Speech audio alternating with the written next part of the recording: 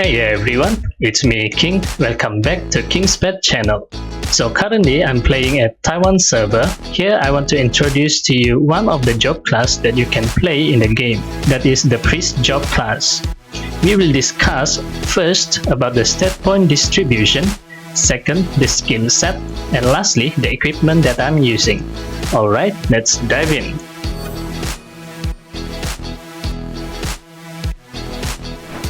In this game, there are three recommended playstyle or build for priest. The first one is the force build, a balanced all-rounded type priest dealing physical melee damage, has good defense and regen for survivability. The second build is the exorcist, a damage per second debuff type dealing magical range damage, has dispels and damage buff effects. And the third one, the press build, a healer and support type build which can cast a variety of buff effects. Now in this game, it is recommended to play the priest as the exorcist and the press build, because these two can coexist with each other, meaning you can play these two builds together at the same time. I will explain about that later in the video. In this video, we will discuss more on the exorcist damage type and the press support type build. Alright. First is the stat point distribution. The press support build is to give support to party members, giving buff and additional stats, and also replenish or heal the party members' HP. The exorcist damage type, on the other hand, use the holy element attack to deal extra damage to undead race monster. The exorcist and the press build will heavily depend on the vigor to cast skills for doing damage, give buff and heal party members. Now what is Vigor? Vigor is a secondary state that can decrease your skill variable cooldown and casting or channeling cooldown time. The more Vigor you have, the faster you can cast skill. Now what primary state or the main attribute that affect Vigor? Open the attribute info. Increasing the attribute dex will increase the stat Vigor. Here it said haste. In Taiwan server, the Chinese word for these two is actually the same word. So haste and vigor is actually the same. It is the matter of translation in English. Although the exorcist damage type and the press support type depends heavily on the vigor state, increasing the dex, however, will only give a small increase to your state. So we're going to put all of the stat point to INT. INT not only can increase your heal but also damage to monster, which will benefit more. Now, we definitely do not want to neglect the vigor stat. The vigor stat can be increased more at the equipment. We will discuss about that later. Alright, next is the skill set. If you go for the support type, the press build, I recommend the following skill point distribution. First of all, the skill set for Acolyte. First, increase the heal skill to level 5. This skill is considered our important skill for single target healing. It is also important for our survivability in the early game. This skill will also deal damage if used on undead and demon race monster. Next, put blessing skill to max. This skill can increase the strength, dex, and INT of your party members by 20 points for 2 minutes. It can also remove curse and petrify effect. Now when I say party members, this also includes you. You are also the member of your party. When the blessing skill is at level 5, the increased agility skill will be active. Put 1 point on this skill. Now why do we need this skill? This skill can increase the movement speed of the party members. This is highly useful when dealing bosses in instances when you unlock the instances feature at level 22. Bosses in the instance have area of effect AoE damage skill that can deal lethal damage. This skill can help your party members to move faster so they can dodge and survive the attack. Next, put 1 point on Kyrie Eleison skill. This skill can help the party members to withstand 12% of the maximum HP. This can save your party members from getting the final blow from the bosses.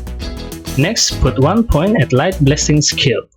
This is an area effect healing skill, meaning after using this skill, your party members will heal continuously for 10 seconds as long as they are within 30 meter range from you.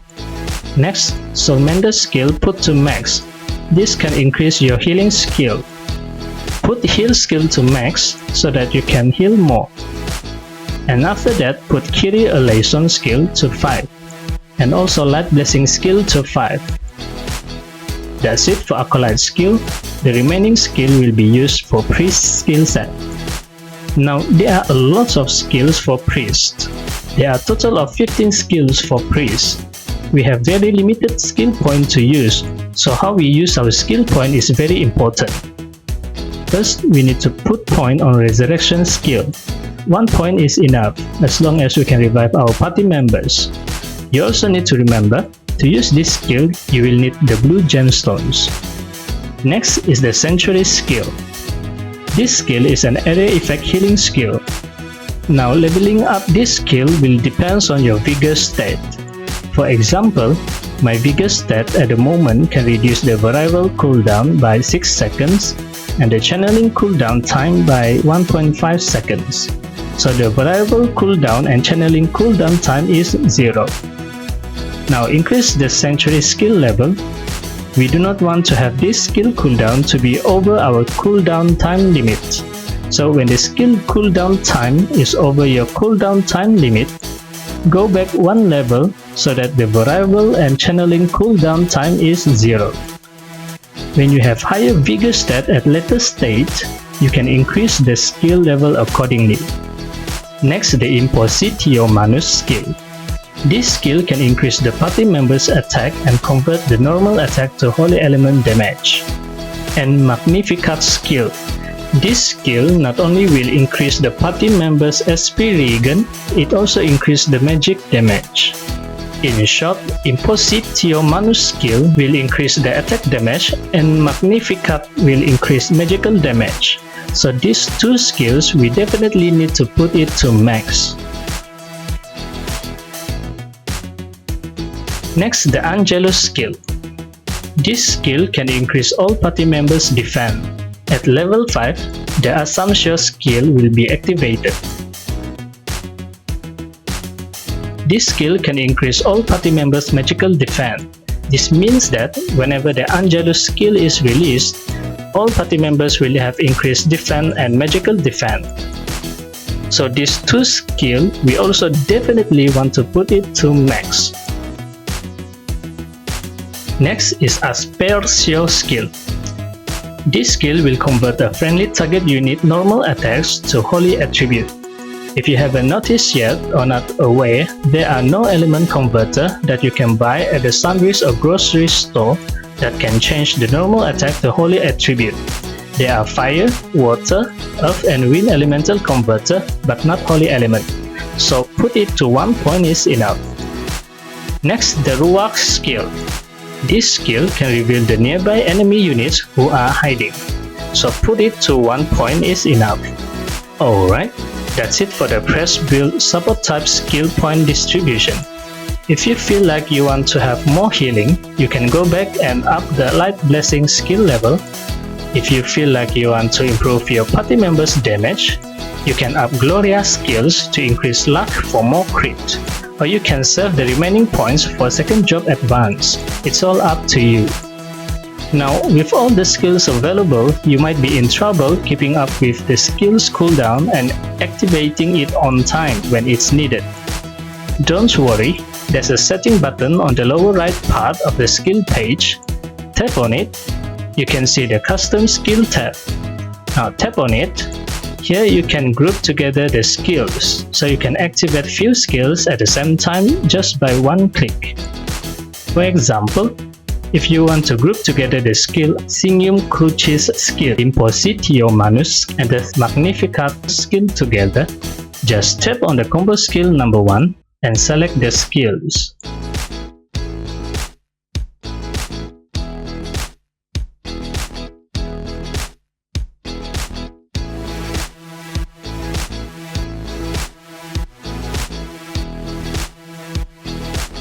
Now go back to the skill page, scroll to the top, you can see the combo skill here and put it at the skill shortcut menu. Now you can activate 3 skills together. Alright, next up is the Exorcist damage type skill set. Now I mentioned earlier that the Exorcist damage type and the press support type build can coexist together. Why? because these two builds actually have the same stat point distribution and can have the same set of equipment. The difference is at the set of skills that will be used. Now, how you can play two builds at the same time? It's right here.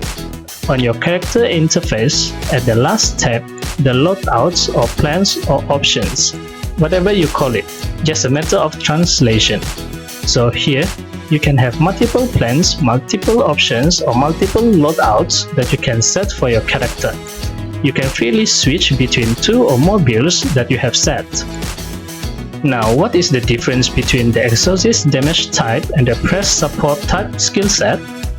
First of all, let's look at the first job skill set. The skill Heal, Soul Mender, Blessing, Increase Agility, and Kyrie a Liaison have the same skills points. The Light Blessing skill, which is useful in the party setting, we do not have to use this skill. Holy Light skill, this skill is a single target damage skill. Now, as a support priest, we only focus on helping our party members and not doing damage. But for damage build, we will need skills to deal damage to monster, so we need to up this skill to max. Next, Signum Crucis skill. At this point, we will have limited point to level up this skill, so for now, just put 1 point. We will increase the level further later when we have enough points. Next, the second job skill set. First, the Holy Booster skill. This skill will further boost the Holy Light skill damage, so put it to max. The Imposito Manus skill and the Gloria skill is a party buff skill, so we do not have to use this skill. Now, the Magnificat skill is also a party buff skill, but we need to max this skill. Why, you would ask? Magnificat, although is a party buff skill, but it will increase our magical damage. So as a damage type, the more magical damage we have, the better. So put this skill to max. Sanctuary skill is a healing type skill. However, it will also deal damage to undead and demon race monster that enter the range of the skill. So we need this skill. Similarly, up this skill according to your variable and channeling cooldown time limit. Next, Resurrection skill. Put 1 point on this skill, just in case you need to revive someone or your friend that needs help. Put also 1 point to Ruach skill so the nearby enemy units who are hiding can be revealed. Next, Aspertio skill.